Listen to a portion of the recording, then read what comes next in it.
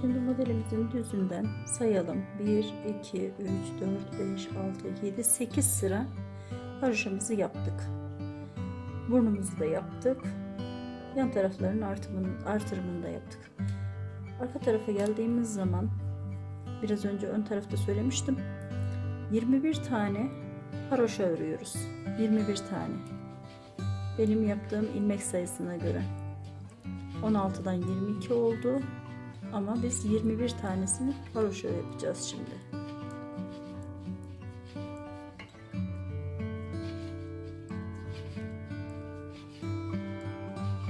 Biraz örelim ve sayalım 21 tane ilmeğimizi. 2, 4, 6, 8, 10, 12, 14, 16, 18, 20, 21. Evet. 21 tane ilmeğimizi haroşa olacak şekilde ördük. İpimizi kendi önümüze alıp 15 tane düz örgü yapıyoruz. Yani şu anda kendimize ters ama modelimizin yüzünden 15 tane düz ilmeğe ihtiyacımız var.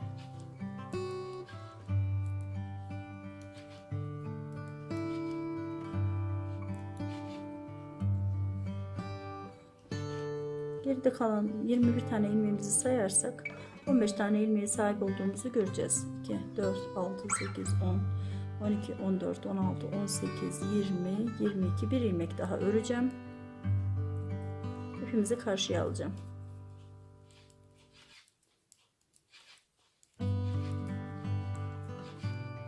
Örmeye devam ediyoruz bu sıramızda.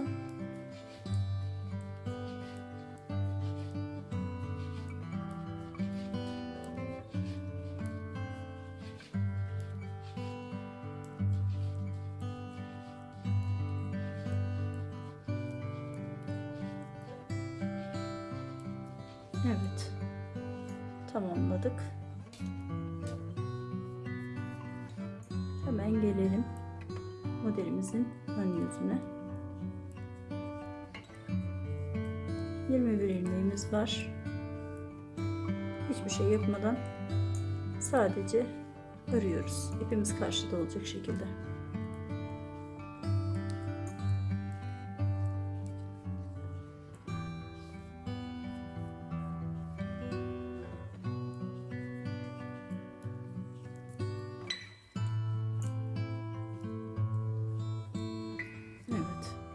Şimdi burada 15 tane, yine de emin olmak için sayalım. 2, 4, 6, 8, 10, 12, 14, 15 tane düz ilmeğimiz var.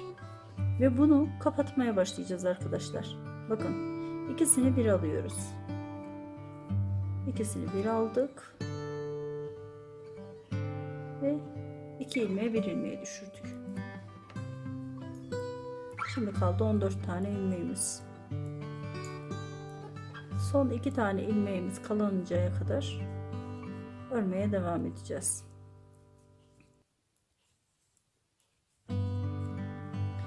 Son 2 tane ilmeğimiz kalmıştı kenarda. Hemen onları yer değiştiriyoruz. Ve ikisini bir alıyoruz. Yani iki kenardan kapatmaya başladık. Ve ikisinin yönü de içe bakacak. Ortada buluşacak şekilde. Kenardaki 21 tane ilmeğimizi örmeye devam edeceğiz.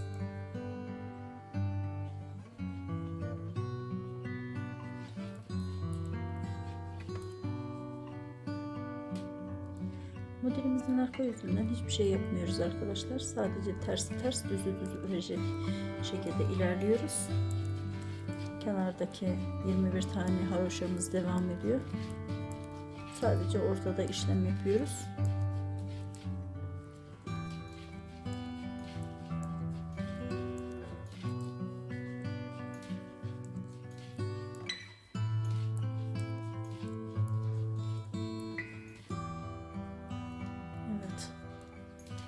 Hemen burun tarafına geldik. Parmaklarımızın geleceği yere ters örüyoruz burada. İpimiz kendi önümüzde olacak.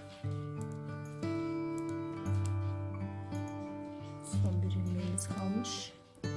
Bunu da ördük. Kenardaki haroşaya devam ediyoruz. Arkadan bölümü de şekilde ilerliyor.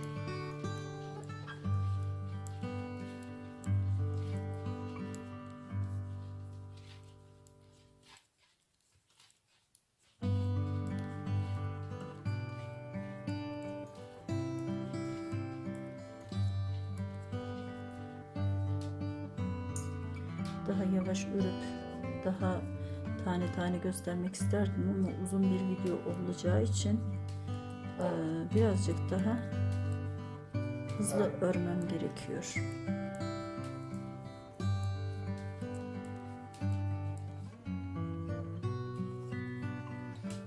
Modelimin yüzüne geldik yine. Tekrardan ön tarafın daraltımını göstermek istiyorum.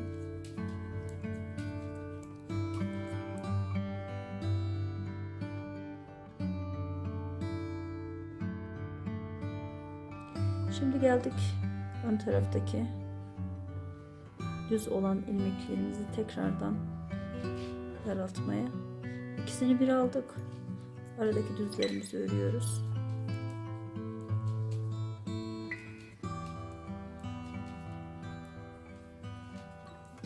İki ilmeği yer değiştiriyoruz. Baştan beri bu işlemi yapıyoruz. İkisini değiştirip bir alıyoruz. Tek ilmek haline getiriyoruz.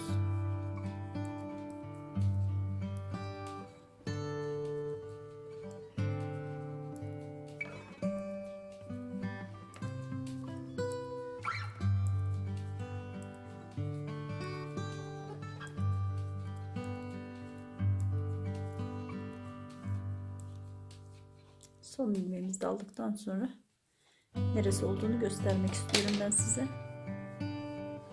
Evet, bakın burun tarafını oluşturuyoruz. Yavaş yavaş bükülmeye başladı. Patiğimiz şekil almaya başladı.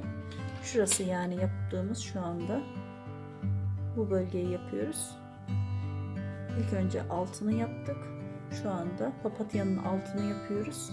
Daha sonrasında da inşallah yukarı doğru devam edeceğiz. Evet, biz şu anda şuradayız arkadaşlar.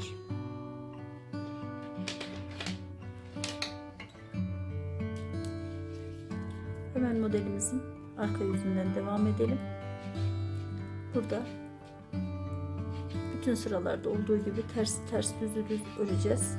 Biraz haroşamız var, biraz tersimiz var.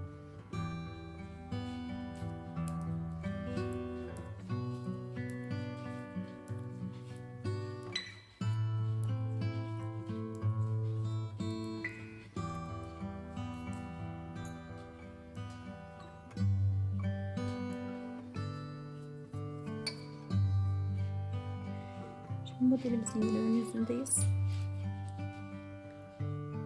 Şöyle örgümüze devam ediyoruz. İpimiz karşıda.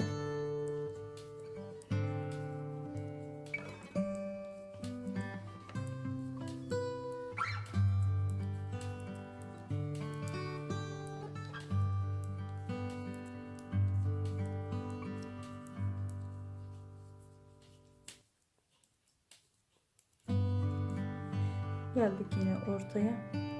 İkisini bir alıyorduk arkadaşlar. Bu kenarda hiç değiştirme işlemi yapmadan ortada bir tane düzümüz var, onu alıyoruz. 2 ilmeği yer değiştiriyoruz.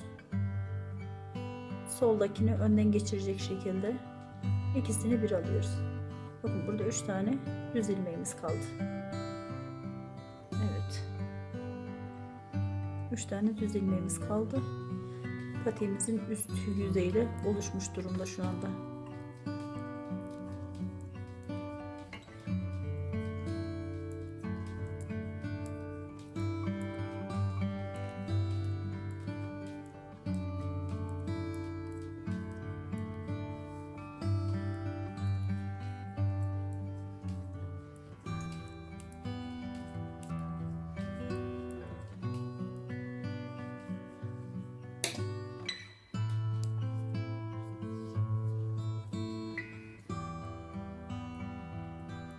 Yine arka yüzüne geldik.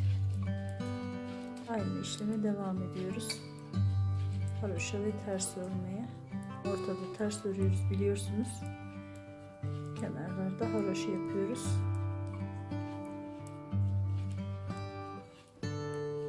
21 tane haroşamız hiç değişmedi. Sabit bir şekilde örüyoruz onu. Ortada 3 tane tersimiz kaldı. Onları da ters olacak şekilde ördük. Diğer haroşalarımızı da örmeye devam edeceğiz.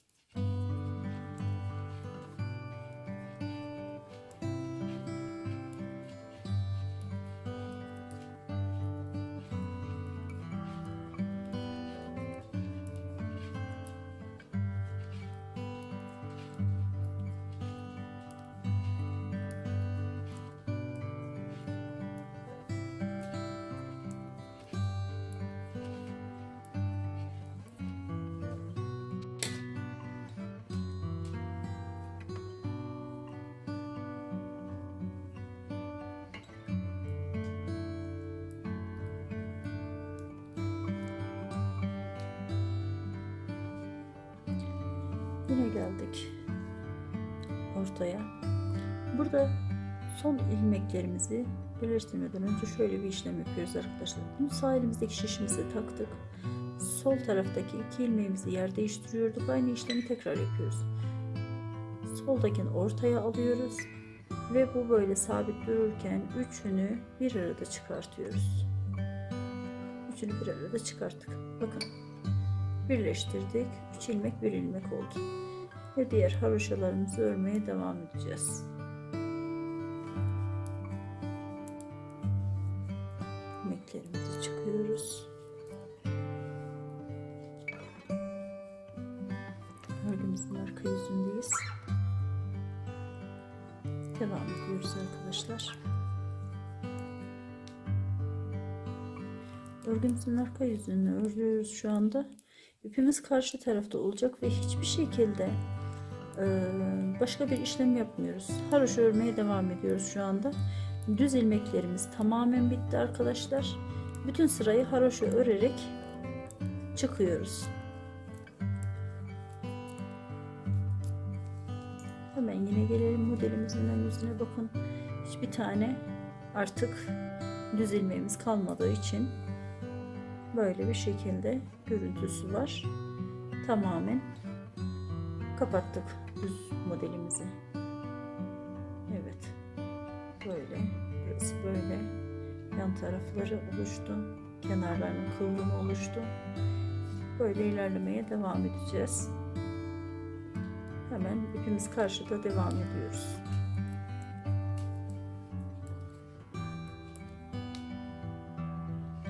Modelimizin orta tarafına geldiğimiz zaman, son büzdüğümüz yere geldiğimiz zaman arkadaşlar, ben birazcık daha daralsın diye 3 ilmeğimizi alıyorum ki boğaz tarafı birazcık daha dar görünsün. Daha düzgün duruyor çünkü.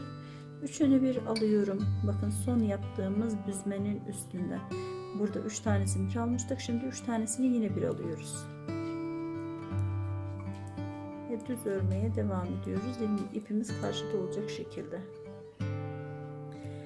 Şimdi bu işlemlerimizi bitirdikten sonra burasını gösterdim size. Alt tabakasını, önünü, üstünü bitirdikten sonra artık kenarından lastik yapmaya başlayacağız arkadaşlar. Hatta şöyle bitmiş olan patiğimden göstereyim ben size. Bakın. Biz şu anda burasını bitirdik. Şimdi bitirdik burasını. Buradaki işlemimizi de bitirdik tamamen. Evet. Şimdi lastik yapacağız. Bu kısmı yapmamız gerekiyor. Hemen onu da göstereceğim. Şöyle yapalım. O dursun orada. Kenardaki ilmeğimizi yine boş alalım. İpimiz karşıda olsun. Bir ters, bir düz. Bir ters, bir düz. Olacak şekilde lastiğimizi başlayalım.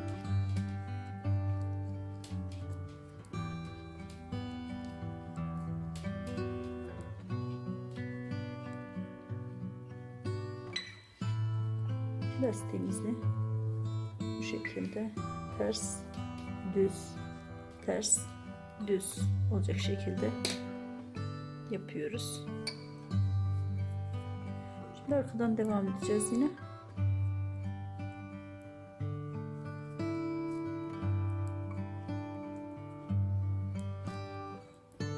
Herkes ters düz lastiği biliyordur diye tahmin ediyorum.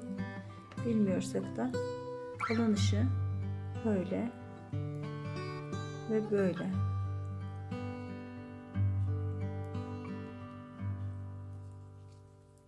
Hatta parmağıma dolamadan göstereyim. Şöyle ipi öne alıyoruz. Alttan takıyoruz ve böyle. Üstten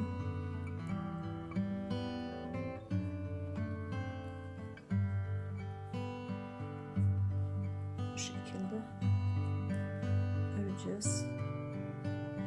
Lastiğin boyutunu siz ne kadar istiyorsanız uzatabilirsiniz. İstiyorsanız böyle çorap görünümünde de giydirebilirsiniz. İstiyorsanız böyle ters çevirip, tabii ki kenarının süsüyle birlikte ben bunu birazcık sıktım ama tabii ki düşmeyecek şekilde gevşeteceksiniz.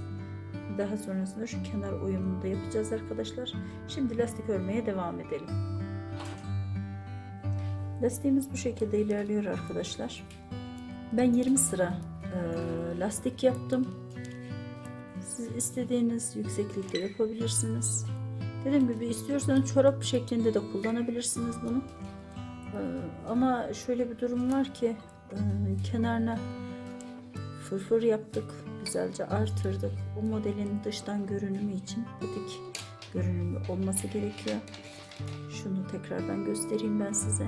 Bakın bugün buradan tersinden güzel görünüyor ama asıl modelimiz iç yüzünde kalıyor. Ters çeviriyoruz ya böyle. Ters çevirdiğimiz için modelimiz burada kalıyor. Onun için nasıl tercih ederseniz tabii ki. Ve çorap olarak giydirecekseniz bu ipimizi de buraya almamız gerekiyor fiyonk olarak. Ben 20 sıra yaptım lastiğimi. Aynı şekilde yaparsanız yeterlidir. Dikiş yaparken de zaten burasını düz içine alıyoruz. Dikişin içine alıyoruz böyle. Dikişimiz buradan görünüyor. Ama burasını ters çevireceğimiz için bakın burası aynı şekilde içeride ve düzgün görünmesi gerekiyor. Burasını ama tam tersine yapıyoruz. Bu alt tarafını içten dikerken üst tarafını dıştan dikiyoruz arkadaşlar. Dıştan dikiyoruz çünkü bunu kıvırmamız gerekiyor. Kıvırdığımız zaman buradan dikişimiz görünmemeli. Evet. 20 sıra lastiğimizi örmeye devam edelim.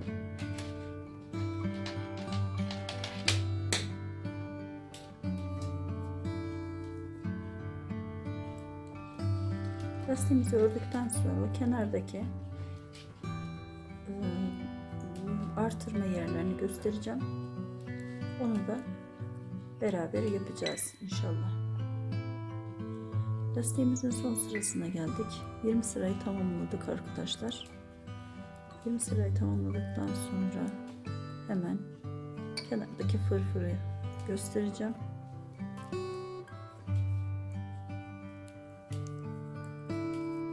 Son sırasındayız.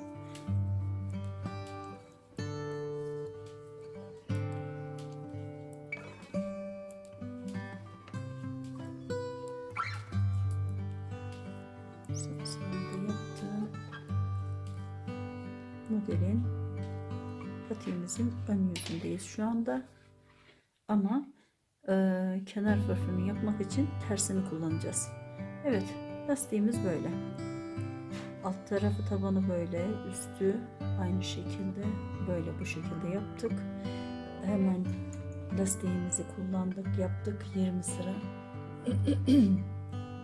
20 sırayı tamamladıktan sonra hemen dediğim gibi buraya geçiyoruz ve hemen anlatacağım.